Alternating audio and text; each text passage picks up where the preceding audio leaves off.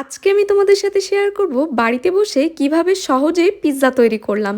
তো এখানে আমি চিকেনগুলো আগে থেকে রেডি করে রেখেছিলাম। এবার আমি জাস্ট চিকেনটা রান্না করে নিব। তো চিকেনের সাথে আমি পরিমাণ মতো সব কিছু অ্যাড করছি।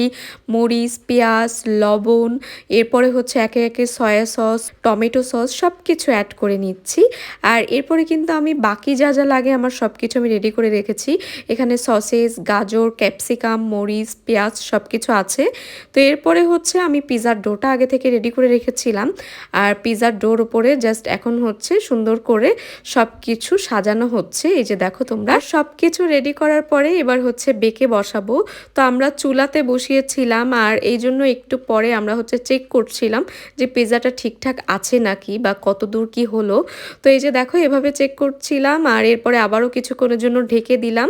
তো এরপরে আমাদের পিৎজাটা একদমই রেডি হয়ে গেছিলো আর খেতে একদম ইয়াম্মি হয়েছিল। তো চলো আজকের মতো টাটা।